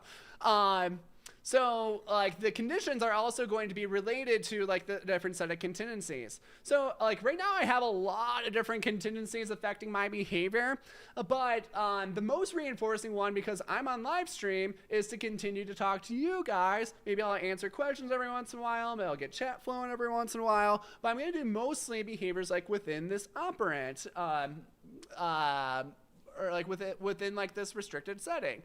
And the proportion of reinforcement for these different behaviors is going to equal the different, or like the rate of these behaviors. So like for me, like you probably noticed like I've showed my mock exams a lot because like I've noticed like when I do so, sometimes people buy them and that's pretty reinforcing for me. But I don't want to do it too much because it gets overkill and sometimes that gets extinguished and it doesn't always work. I like to ask you guys questions because I like to see, like get you guys active responding, kind of like practice what I preach. I'm like, you guys should be active. So if I don't provide you active responding opportunities, I feel like I'm letting you down. So there's different contingencies associated with that. So think about like all my available behaviors and how that reinforcement also kind of like directly relates to how often I'm going to engage in each of those behaviors. Let's look at a really controlled setting though. So let's go at a Skinner box setting. And we're getting mathy with matching law. So again, we want to look at concurrent schedules of reinforcement. So the first set of schedules that we're going to look at. So what we're going to do is we're going to look at a rat. he's in the Skinner box and there's two different levers. So there's a left lever and there's a right lever. Both of these result in reinforcement in some way. We're going to assign schedules to them. And then we're going to talk about how the rat is going to respond. So first of all, let's say we have lever 1 is a fixed ratio 2 for water. And lever 2, this is on a VR 10 for water. Now, between these two responses, how do you think this rat is going to respond here? So like which one is he going to respond more on? And like, is he going to respond on both of them? Actually, I forgot to make a feedback link for today. If you do want to get the notes for today, we'll have them available on the shop. I believe you can purchase those now. Yes, if you go on the shop, you can purchase the notes now for $5.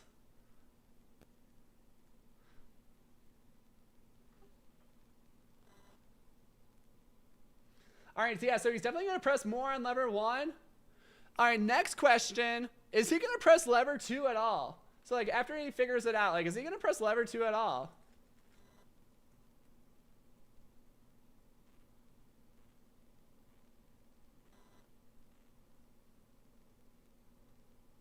Good. Yeah, Sarah and Tina right on it. Perfect. So yeah, like once the rat like is exposed to these contingencies, our results are going to be that 100% of responding will occur on lever 1.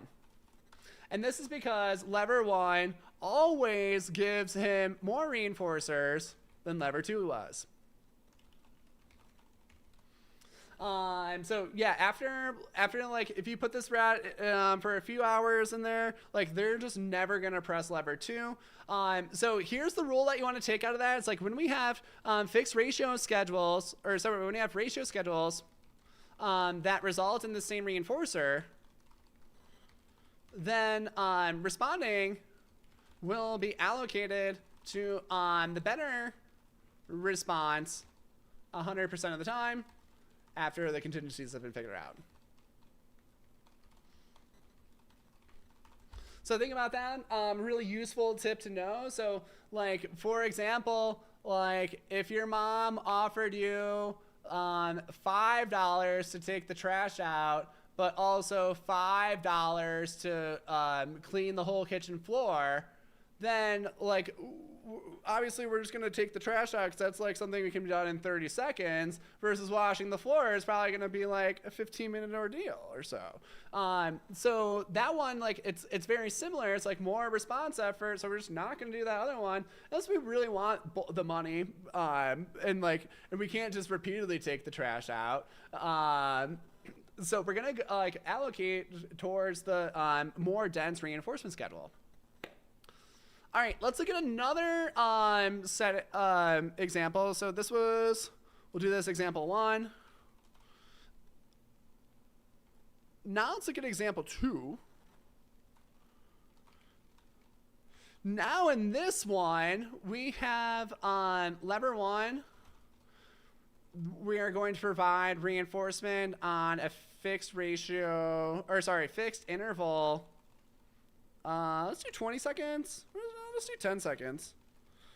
And then lever 2, this one is going to be variable interval 30 seconds. All right, let's ask a couple questions. So first question, which one is the rat going to press more? And is he going to split his responding, or is he going to only press that one? Also, while you guys are thinking about that, let's review what an interval schedule is. So interval schedule, it provides reinforcement for a response, for the first response that occurs after a period of time. So what we need is that like interval passes, response occurs, then reinforcers provided. So it's not just provided right at the end of the interval. The response needs to occur. They need to press the lever to get that reinforcer.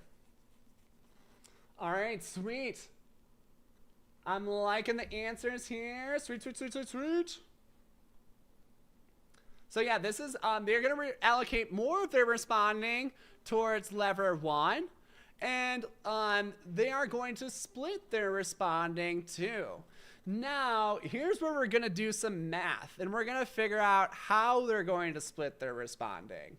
So what we need to do is we want to see not only how, not only that like this reinforcement schedule is denser than this one, but how much denser. Because if we know the rate of reinforcement, that means matching law can also predict the rate of responding. So let's figure out the rate of reinforcement and understand the proportional reinforcement between these two response classes. So the fixed interval 10-second schedule, this means that he can earn 6 reinforcers per minute. So about every 10 seconds, if the rat is maximizing, he can earn 6 reinforcers every minute. And that's going to be maximum. So in our variable interval schedule, we have variable interval 30 seconds. How many reinforcers per minute can this will this rat earn? And we'll do like on average, since we're doing we'll do like on average. So like how many reinforcers per minute? So like blank reinforcers per minute on average. How many for here?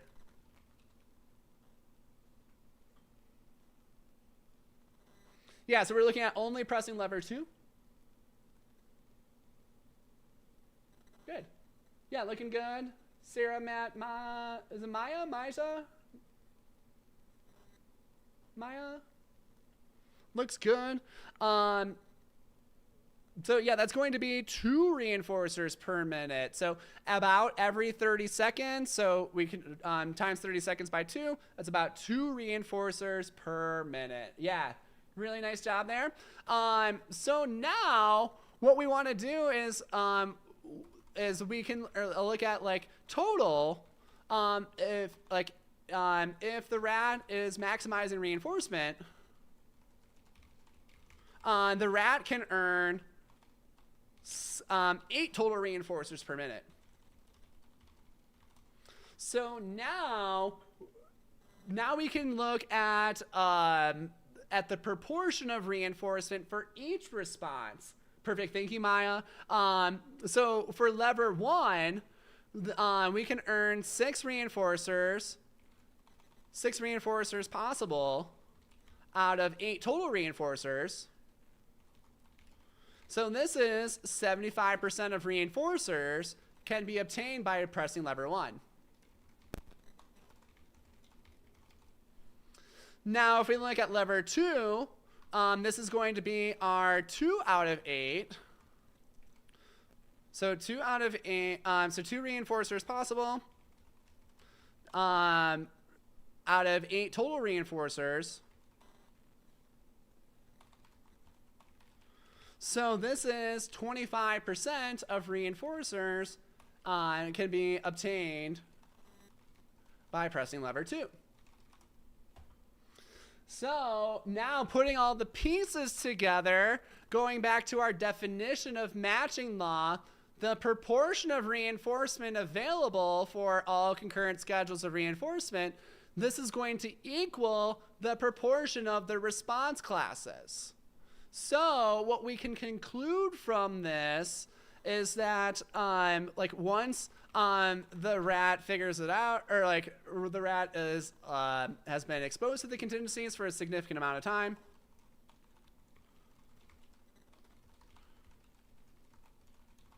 what will happen is that rat will press the lever, or lever 1 75% of the time, for 75% of presses, and lever 2 for 25% of presses. So again, going back to our definition for matching law, proportion of reinforcement equals proportion of responding on that schedule. So we had 75% of reinforcers on lever 1. So that's going to mean 75% of responding is going to occur on lever 1. So that's kind of cool. Like, matching law can be really mathy. But like I said, with humans, it often gets really complex because I have like countless response classes available to me right now. I can do anything. Like, there's so many things available to me right now. So like, how do we really weigh out like the proportion of all those things? We'll also have to like zoom out and take more of a molar analysis of behavior if we really want to apply matching law to human behavior in a meaningful way. There was one really cool study, though, that was actually, like, it was just a data study. They didn't do anything experimental. But there, whose lab was that? I want to say it was, oh, gosh, I'm blanking on it. It was somebody from Florida. I think it was Vollmer study? Anyway, what he did research on basketball players. And looked at how or like the proportions each player would make or like attempt a 2 or 3 point shot. Now think about it. A 3 point shot equals 1.5 times the value of a 2 point shot. And each shooter is better, or like has a percentage of sinking either a 2 or 3 point shot. And what they found in the data analysis, showed that matching law was a strong predictor of how likely each player was to shoot 2 or 3 point shots at certain rates. So it was really cool because again, like we have that restricted operant setting. Like if we're just looking at like scoring points, like there's only like 2 ways to do it. You can either take a 2 point shot or you can take a 3 point shot. So like depending on how well they were at that, what their scores lined up, they actually like lined up really well with matching law, and kind of like was a confirming thing for matching law. And again, we really only see it in like these like restricted operant settings. Sylvia's asking a really good question. Do we need to know this math for the exam? I kind of doubt it, to be honest, but I think it is a really cool and interesting thing to look at. I think if you are going to get matching law questions, that what they're going to do is they're either going to put you in an example 1 or an example 2 like scenario, and they might like have you predict like how much responding is going to occur. So look out if we have like concurrent ratio schedules with the same reinforcer and one is way less response effort, that the responding is going to be allocated towards the better, thicker reinforcement schedule. And if we have interval schedules, then they're actually going to split their responding on both schedules because that's the only way to maximize the amount of reinforcers is to actually engage in both responses. So we saw if they only press lever 1, then they'd only get 75% of the reinforcers that were possible. Cool. All right. So yeah, that's our really nerdy mathy matching law time. That was fun. Yeah, Trisha, I always recommend is like if you fear something or you suck at something, that just means you need to do it more. So don't be afraid of it. Math really isn't that scary if once you get used to it. I know like it really does take practice. Like I guess it's easy for me to say too because like I've been like math wizard since like kindergarten. So it's easy for me to say, but stick with it, and like more practice will make things easier. And I just like math because it's so logical, so great. It just makes the world make sense. Well, you're going to be a behavior analyst, so you are going to work with data. You are going to work with math. It's not going to go away, I promise.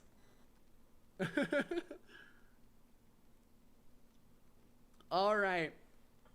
Well, let's go ahead. We'll talk a little bit about RFT, and then we'll see where we're at, and then yeah, we'll play around with it. This has been really fun. Are you guys having fun? I'm having fun. Wait, I like these behavior binge bonanzas because like I feel like we get deeper into topics, and we don't always need to like get like super deep. But I don't know. This has been fun. Are you guys having fun? I'm having fun. All right, cool. Thanks, Ashley. Sweet. Thanks, Sarah. All right. Well, let's talk about RFT. Honestly, this is not my strong suit topic, but I will do my best to give you enough, or at least hopefully like enough to like spark some curiosity. Perfect. Yay! I'm glad you guys are having fun. Cool.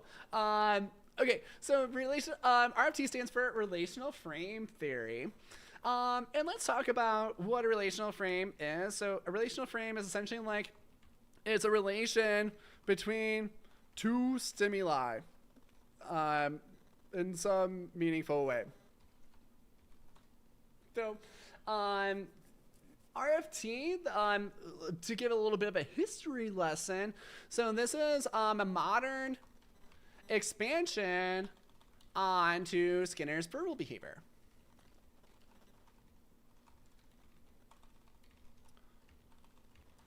So linguists and philosophers and everybody have been like struggling to figure out like why do humans have language and such complex language compared to any other species? And this question has stumped people for thousands of years. We don't really have, like, nobody's really had good answers. And honestly, I think RFT is a pretty awesome explanation of a lot of things. Skinner's verbal behavior was definitely a good start to that, but I think RFT does a really nice job at expanding what Skinner started in his 1958 book. Perfect. I'm glad you guys are having fun. That makes it worth it for me. Yeah, it's an expansion onto Skinner's verbal behavior. So, like things that Skinner really emphasized in his verbal behavior were obviously like looking at function is greater than topography. So like why behavior occurs is more important than what behavior is occurring. Obviously like what behavior is occurring means a lot too, but like the function and the context is everything. And then like topography kind of like evolves over time. Topography of VB evolves over time due to like contingencies that you're exposed to in your natural environment.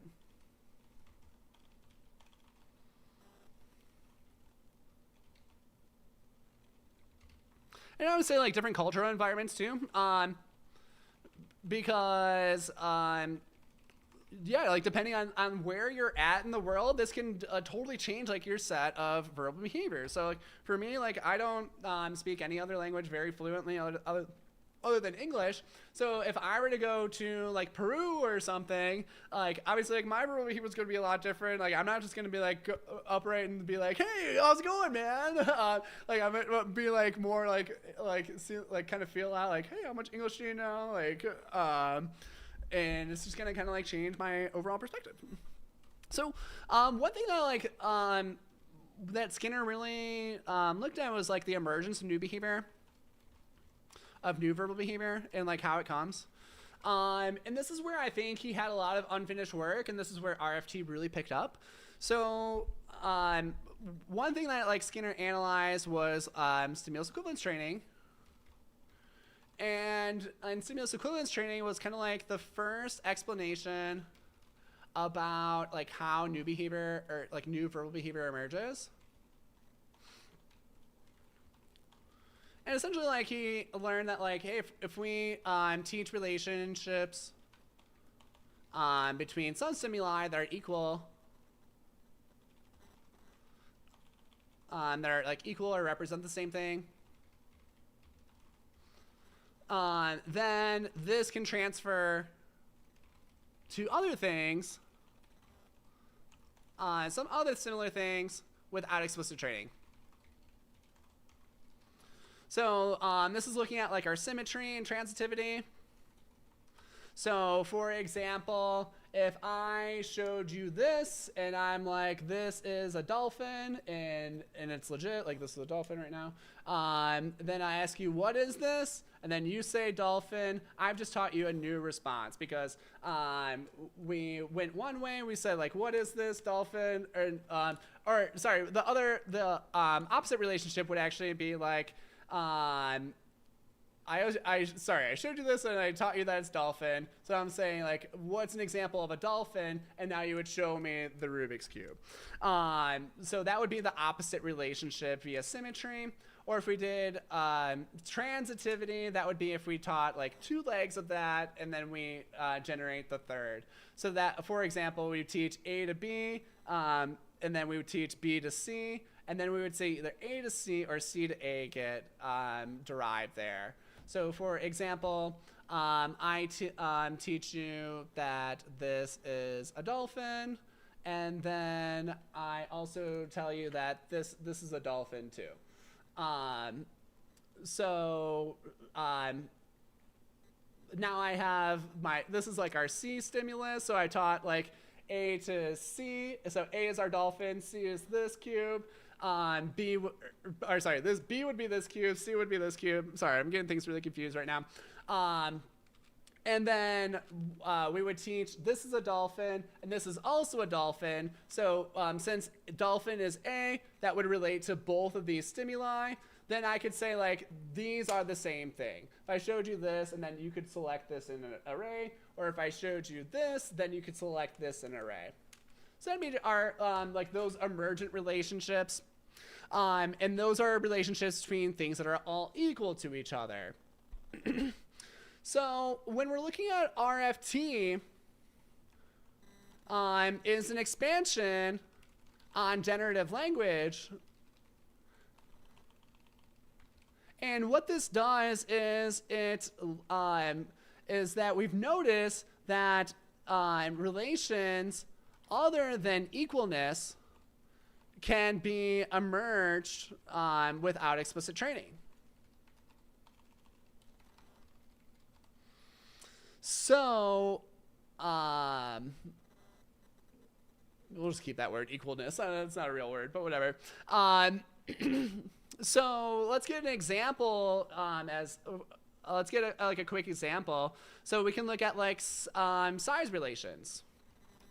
So we can look at we know these things are like equal, like they're both dolphins. But if I were looking at like the size, I would say that the 4x4 cube is bigger than the 3x3 cube.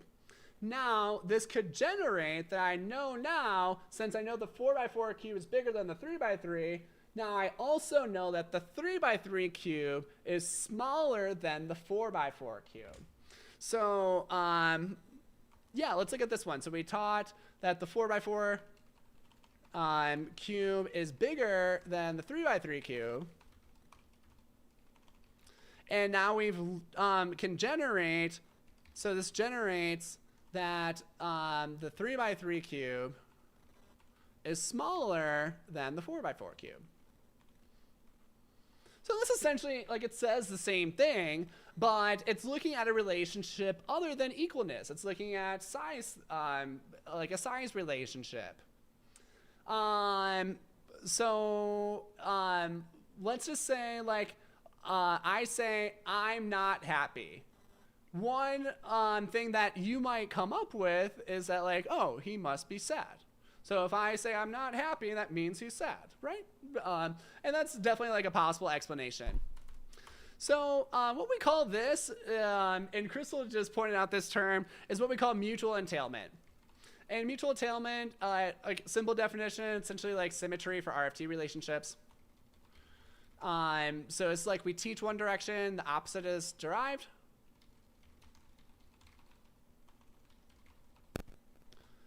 So if we were to do that on our triangle with like these different cubes. So we have this cube, now we have the bigger cube. And the relationship that we taught, so we taught that the 4 by cube is 4 by 4 cube is bigger than.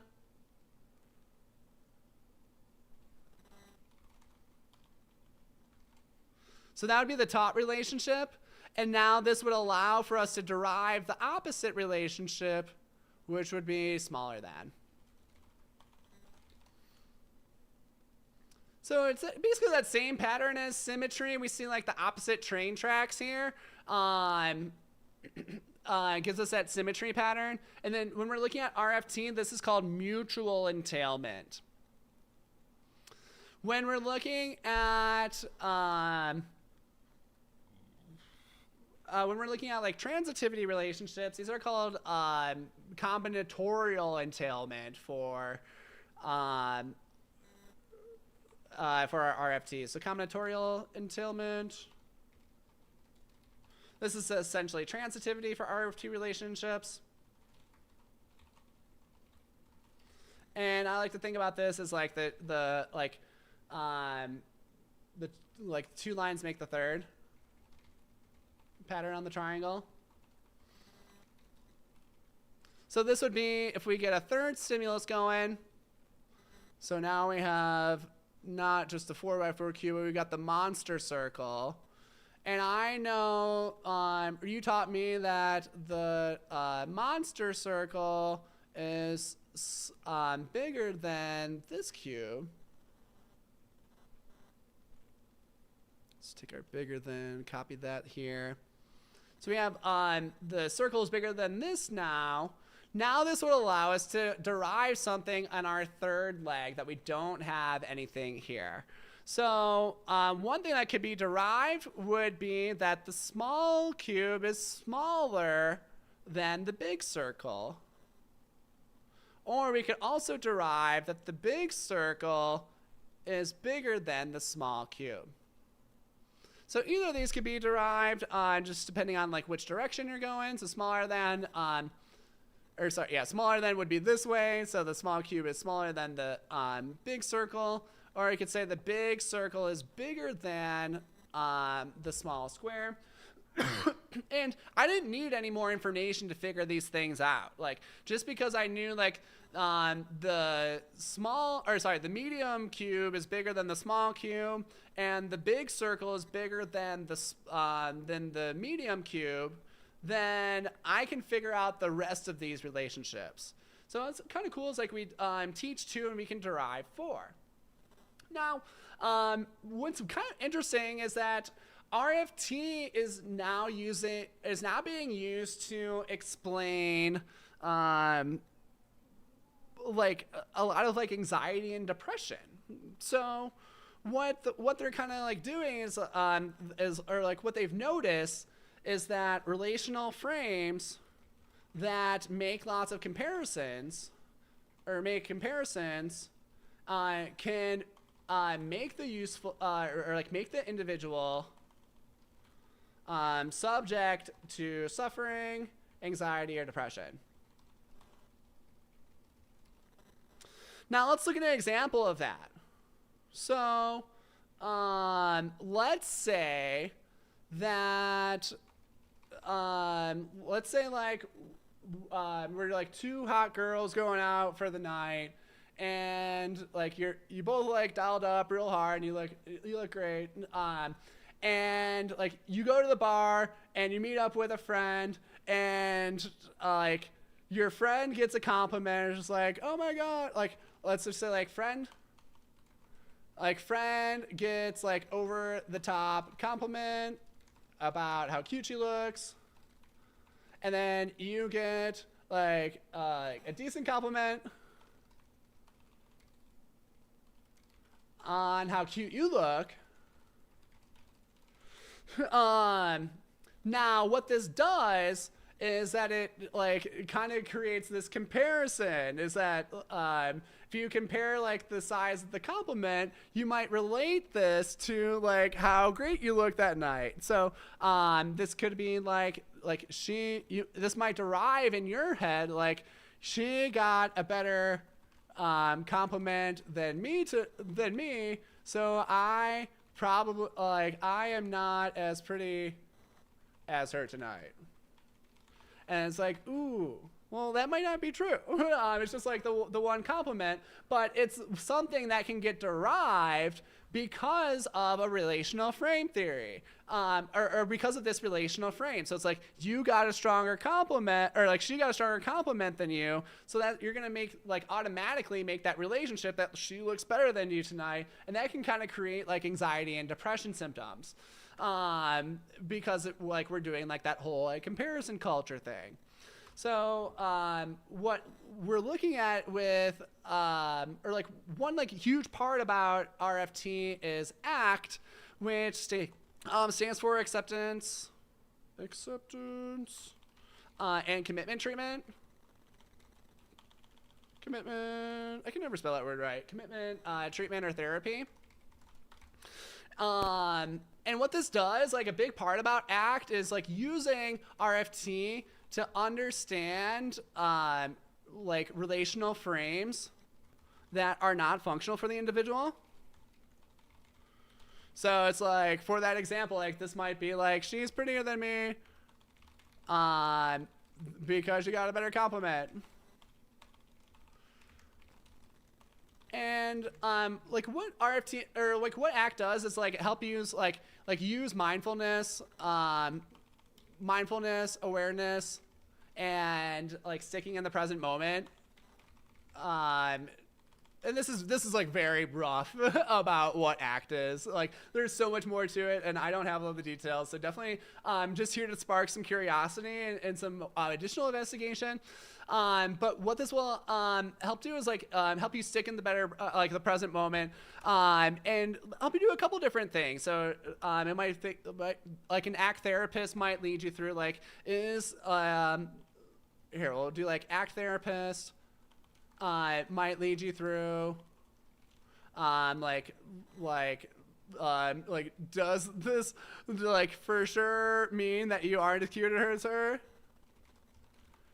And then also like what if not? Like what happens if you aren't as cute as her? Like can you still live and have fun? So a lot of it is kind of like messing with this, with like the rule governed behavior, where it's like, oh, you get like so like focused on like, oh my god, like this sucks, like she's the prettiest, I'll never be as pretty as her, and all this jazz, and then you like kind of like brings you back into reality. It's just like, okay, like does this like just because she got a better compliment, like does that actually mean this?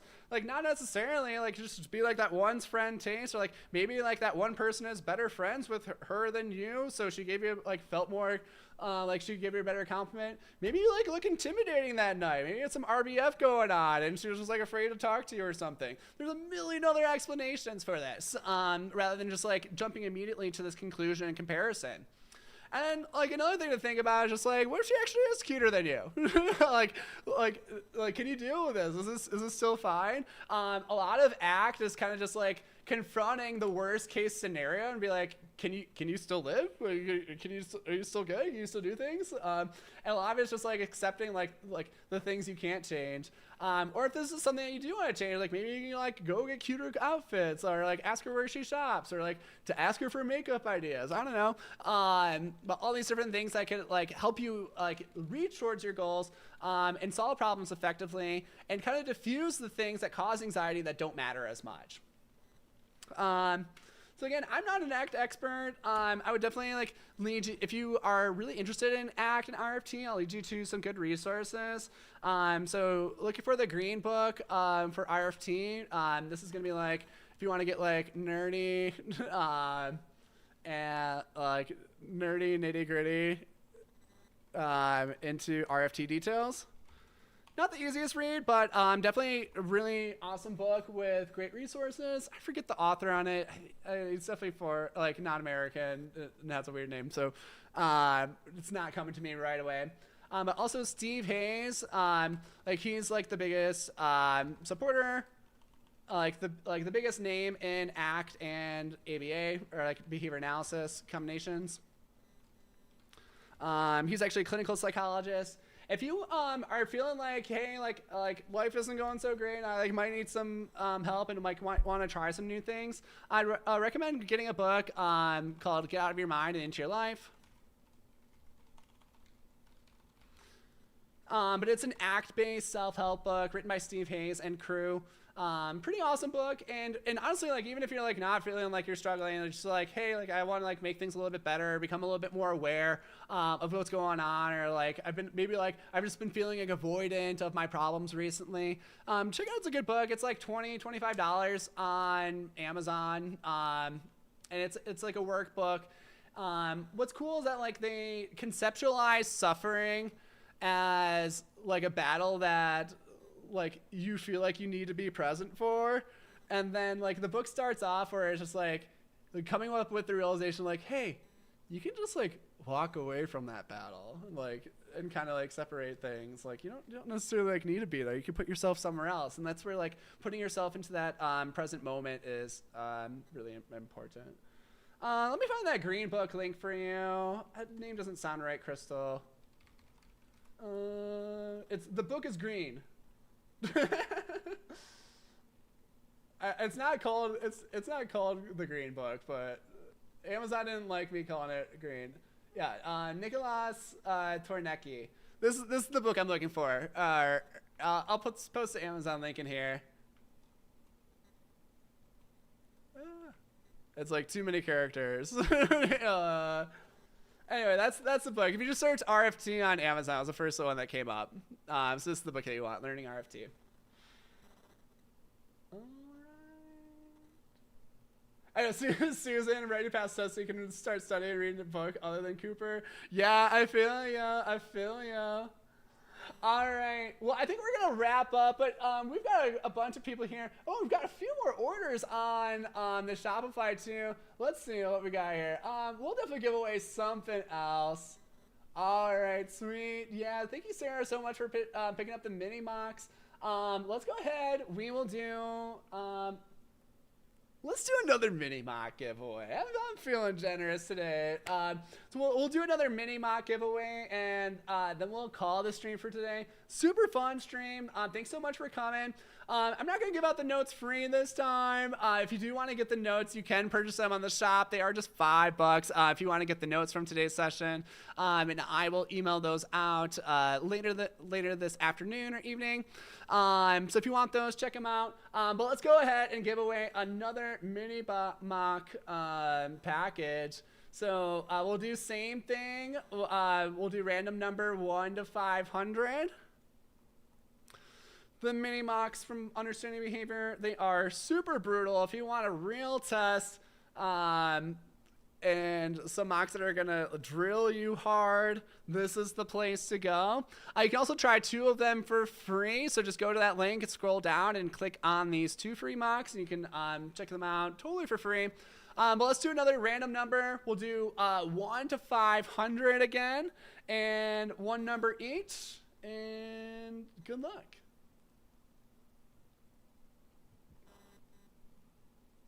Yeah, of course. Thank you, Laura. All right, let's get our random back up.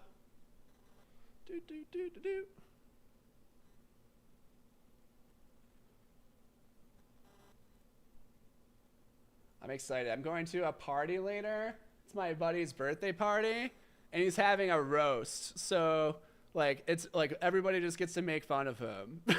Like, there's like four roast masters that gonna make fun of him tonight. So, I'm bringing my girlfriend there. It's gonna be a blast. Yeah, James, you had a question about the mocks?